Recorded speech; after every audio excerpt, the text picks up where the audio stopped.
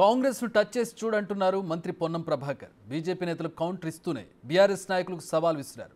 బీసీలకు ఎవరు పదవులు ఇచ్చారు, ఎన్ని నిధులు ఖర్చు చేశారో లెక్కలు తేలుద్దామని ఛాలెంజ్ చేశారు పొన్నం. 23 ఏళ్ల కింద మీ పార్టీ పెట్టినప్పటి నుంచి ఇయ్యాలటి వరకు మీ పార్టీ అధ్యక్షునిగా ఒక బలహీన వర్గాల వ్యక్తి దొరకలేదా అని అడుగుతా ఉన్నాం. రైట్, ప్రాంతీయ పార్టీ మీరే యజమాని, మీరే అధ్యక్షులు, మాకే ఇబ్బంది లేదు. గత 10 సంవత్సరాలుగా ముఖ్యమంత్రిగా అయిన తర్వాతనైనా పార్టీ అధ్యక్ష పదవి వేరే వాళ్ళకి ఇవ్వచ్చు కదా, బలహీన వర్గాలకు సంబంధించి. లేదా ఈరోజు కూడా అధ్యక్ష పదవి, ప్రతిపక్ష పదవి, కార్యనిర్వాహక పదవి, శాసన మండలి అధ్యక్ష పదవి, శాసన మండలి ప్రతిపక్ష పదవి, ఇట్లా ప్రతి పదవి, ఆఖరికి కార్యనిర్వాహక అధ్యక్షుడిగా మీరు ముఖ్యమైన పదవులన్నింటిలో మీరే ఉండి మీరు మాట్లాడితే దయాలు వేదాలు వాళ్ళు ఇచ్చినట్టు కాకపోతే ఇంకేమైనా ఉందా అని అడుగుతా ఉన్నాం. ఇలా నిజంగా మీరు బలహీన వర్గాలకు న్యాయం చేయదలుచుకుంటే, నిజంగా మీరు బలహీన వర్గాల మీద ప్రేమ చూపెట్టదలుచుకుంటే మీరు పదవులలో ముందు ఏదైనా ఈ ఎన్నికలకు ముందు ఎవరికైనా ఇవ్వండి. బీసీలకు తెలంగాణ రాష్ట్ర ప్రభుత్వ బలహీన వర్గాల శాఖ మంత్రిగా సవాల్ చేస్తూ ఉన్నా. గత 10 సంవత్సరాలుగా మీరు బలహీన వర్గాల పేరు మీద ఇచ్చిన నిధులు, ఖర్చు చేసిన నిధులు, బలహీన వర్గాల సంక్షేమంగా మీరు ఏం చేసిరో బహిరంగ చర్చకు సిద్ధమా అని అడుగుతా ఉన్నా.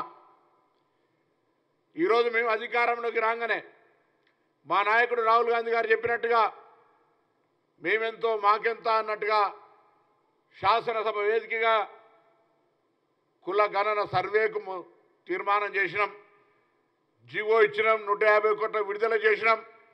ప్రక్రియ నడుస్తూ ఉంది. దాంతోపాటుగా 17 కులాలకు సంబంధించినటువంటి కార్పొరేషన్లు ఏర్పాటు చేసి రాబోయే కాలంలో ఆయా కులాలకు సంబంధించి ఆర్థికంగా ఉపాధి అవకాశాలు కావచ్చు, విద్య, ఇతరత్ర అంశాల పట్ల వాళ్ళకు స్కిల్ డెవలప్మెంట్తో సహా అనేక కార్యక్రమాలు తీసుకునే విధంగా మా కార్యాచరణ తీసుకొని పోతా ఉన్నాం. నిన్నటి దాకా చాలామంది నాయకులు వాడినరు, ఇవాళ కొత్తగా వీళ్ళది గానం శురువైంది. రాని చూద్దాం, కాంగ్రెస్ టచ్ చేసి చూడమనండి. ప్రజలతో ఎన్నికబడ్డ ప్రజాపాలన, ఎన్నికై 100 రోజుల్లోనే అనేక కార్యక్రమాలు తీసుకొని పోతున్న ప్రభుత్వం.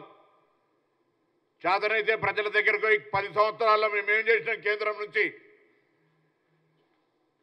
విభజన హామీలు అమలు చేసినామా, తెలంగాణ ఏర్పాటు మీద ప్రధానమంత్రి స్వయంగా తెలంగాణ ఏర్పాటు పట్ల అవహేళనగా మాట్లాడితే అది తప్పు అని చెప్పగలిగే ధైర్యం, మగతనం ఉందా?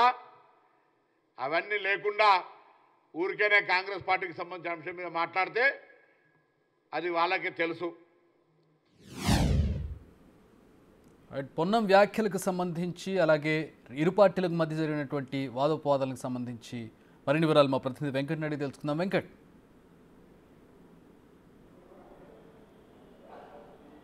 బీజేపీ మరొక అంశాన్ని ఇవాళ తెర మీదకి తీసుకొచ్చిందని చెప్పుకోవచ్చు. గత కొన్నాళ్ళ నుంచి ఆ పార్టీ రాజ్యసభ్యుడు లక్ష్మణ్తో పాటు మరికొంతమంది నేతలు ఎన్నికల తర్వాత, పార్లమెంట్ ఎన్నికల తర్వాత కాంగ్రెస్ ప్రభుత్వం కూలిపోతుంది, డబుల్ ఇంజన్ సర్కారుకు మార్గం సుగమవుతుందంటూ కొన్ని రోజుల నుంచి కూడా కీలక వ్యాఖ్యలు చేస్తూ వస్తున్నటువంటి పరిస్థితి ఉంది. ఇక తాజాగా ఇప్పుడు మరొక అంశాన్ని తీసుకొచ్చిండ్రు. బీజేపీని కూల్చడానికి, కాంగ్రెస్ పార్టీ ప్రభుత్వాన్ని కూల్చేసేందుకు ఆ పార్టీలోనే షిండేలు రెడీగా ఉన్నారు. అది మొదటి షిండే కోమటిరెడ్డితో పాటు మరికొంతమంది మంత్రులు కాంగ్రెస్ ప్రభుత్వాన్ని కూల్చేందుకు సిద్ధంగా ఉన్నారంటూ కూడా బీజేపీ మరొక అంశాన్ని తెర మీద తీసుకొచ్చింది. ఆ party floor leader Eleti Maheshwar Reddy ఇవాళ మీడియా సమావేశంలో కొన్ని కీలక వ్యాఖ్యలు చేశారు. ఇక గతం నుంచి కూడా ఉన్న 8 మంది ఎమ్మెల్యేలతో కాంగ్రెస్ ప్రభుత్వాన్ని కూల్చేందుకు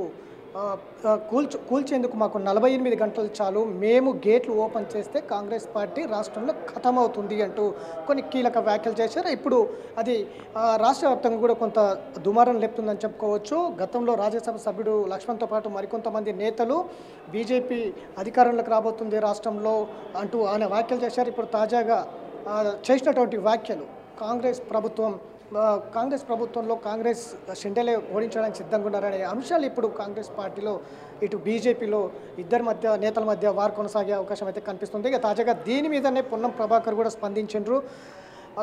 బీజేపీకి ప్రభుత్వాలను పడగొట్టే పద్ధతి ఉంది. మనం చూస్తున్నాం దేశవ్యాప్తంగా ప్రభుత్వాలను పడగొట్టి బీజేపీ అధికారంలోకి వస్తుంది. కాబట్టి అలాంటి నిర్ణయాలే, అలాంటి ప్రణాళికలే ఇక్కడ అప్లై చేస్తుంది కాంగ్రెస్ ప్రభుత్వం. గత బీఆర్ఎస్ బీజేపీ రెండు కలిసి ప్రభుత్వాన్ని పడగొట్టేందుకు ముందుకు వెళ్తున్నాయి. ఇప్పుడు కూడా అలాంటి ప్రయత్నాలే బీజేపీ చేస్తుంది అంటూ కూడా పొన్నం ప్రభాకర్ కూడా కౌంటర్ ఇచ్చారు. మీకు చేతనైతే దమ్ముంటే ఆ షిండేల్ ఎవరు, మీ దగ్గర ఉన్న చిట్టా ఏంటి, ఎవరు మీ దగ్గర టచ్లో ఉన్నారు, ఇట్లాంటి అంశాలన్నీ కూడా బయట పెట్టాలి. లేదంటే నిరాధారణమైన కామెంట్లు చేయడం మీ పార్టీకి అలవాటు అంటూ కూడా పొన్నం ప్రభాకర్ చేశారు. పూర్తి స్థాయిలో తెలుసుకున్న తర్వాత బీజేపీకి మరొకసారి సమాధానం చెప్తామంటూ కూడా ఆయన కామెంట్ చేశారు. అంటే ఎట్లా గతం నుంచి కూడా బీజేపీ ఒక మైండ్ గేమ్ ఆడుతుంది అనేది కూడా మనకు స్పష్టంగా అర్థమవుతుంది. కాంగ్రెస్ పార్టీ కూడా అదే చెప్తుంది. బీజేపీ బీఆర్ఎస్ ఒక్కటే, అందులో భాగంగానే ఒక ఒప్పందం ఉంది. ఆ ఒప్పందం ప్రకారమే ముందుకు వెళ్తున్నాయి. గత అసెంబ్లీ ఎన్నికల్లో చూసినాం, పార్లమెంట్ ఎన్నికలు కూడా అదే జరగబోతుంది అనేది కూడా గతం నుంచి కూడా కాంగ్రెస్ పార్టీ ఆరోపిస్తుంది. ఇక బీజేపీ గత ఎన్నికల్లో ఈ ఒప్పందమే బీజేపీలో బొక్కబొరల పడేందుకు, అంటే మిషన్ 90తో ముందుకు వెళ్ళిన బీజేపీ కేవలం 8 స్థానాలకే పరిమితమైంది. ఆ ప్రచారమే బీజేపీ ఓటమికి కారణమయ్యింది అనేది బీజేపీ ఒక అంచనాకు వచ్చింది. ఇప్పుడు ఆ ప్రచారం నుంచి బయటకు వచ్చేందుకే కవిత అరెస్టు తెర మీదకి తీసుకొచ్చింది అనేది ఇప్పుడు బీజేపీ ఒక ధీమా మీద ఉంది. ఈ అరెస్టులు కావచ్చు, బీఆర్ఎస్తో సంబంధం లేదు, వచ్చే అంశాలన్నీ కూడా వచ్చే ఎన్నికల్లో కాంగ్రెస్ పార్టీకి లాభం చేకూరుస్తాయంటూ కూడా బీజేపీ అంచనా వేస్తున్న నేపథ్యంలో అటు బీజేపీ బీఆర్ఎస్కు మధ్యలో ఉన్న ఒప్పందం నుంచి బయటకు వచ్చామని ధీమా వ్యక్తం చేస్తున్న నేపథ్యంలో ఇప్పుడు కాంగ్రెస్ పార్టీ పైన బీజేపీ కాంగ్రెస్ పార్టీ వైపు మళ్ళింది. కాంగ్రెస్ పార్టీ మీద కీలక వ్యాఖ్యలు చేస్తున్నది. గతం నుంచి కూడా బీజేపీ నేతలందరూ కూడా కాంగ్రెస్ ప్రభుత్వం పడిపోతుంది అంటూ కూడా చెప్తున్నటువంటి పరిస్థితి. అంటే గతం నుంచి కూడా షిండేల్ని ఎవరైనా మీరు రాష్ట్రంలో దింపుతారా? గత కర్ణాటక కావచ్చు, మహారాష్ట్ర కావచ్చు, అట్లాంటి రాష్ట్రాల్లో చేసినటువంటి వ్యూహాలు ఇక్కడ తెలంగాణలో ఏమైనా చేయబోతున్నారా అడిగినప్పటికీ కూడా సమాధానం చెప్తూ వస్తూ ఉంది. అసలు ఏంటి ప్లానింగ్ ఏంటి, వ్యూహాలు ఏంటి అనేది కూడా సమాధానం చెప్పకుండా డబుల్ ఇంజిన్ సర్కార్ వస్తుంది, అది సుగమం అవుతుంది అని చెప్తూ వస్తూ ఉండేది. ఇప్పుడు తాజాగా ఆ పార్టీ నేతలే కాంగ్రెస్ ప్రభుత్వాన్ని పడగొడతారంటూ కూడా కొన్ని కీలక వ్యాఖ్యలు చేశారు. కాంగ్రెస్ పార్టీ కూడా దానికి ధీటుగా సమాధానం చెబుతున్నటువంటి సిచ్యువేషన్ ఉంది. ఇదంతా మైండ్ గేమ్లోనే. ఎందుకంటే అయోధ్య రామాలయము, మోడీ చరిష్మా ఈ రెండింటితోనే బీజేపీ అధికారంలోకి రావాలని చూస్తుంది. కింది స్థాయి క్యాడర్ కూడా లేదు, గ్రామ స్థాయిలో క్యాడర్ లేదు, ఎమ్మెల్యేలు కూడా గెలిచిన నేపథ్యం లేదు.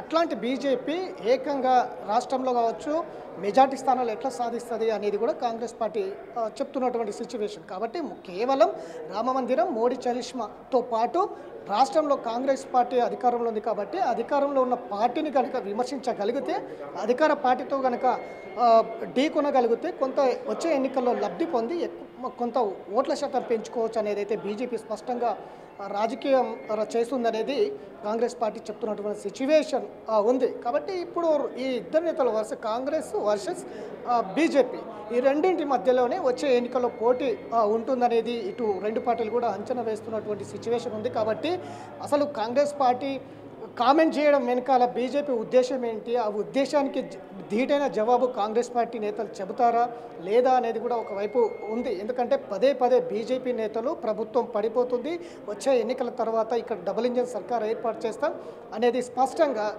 బీజేపీ ధీమా వ్యక్తం చేస్తుంది. ఎమ్మెల్యేలను కొనుగోలు చేస్తారా? ఎందుకంటే గతంలో మొయినాబాద్కు సంబంధించి ఫామ్ హౌస్లో బీజేపీ నేతలు రెడ్ హ్యాండెడ్గా వీడియో ఆడియో టేపులు బయటికి వచ్చాయి.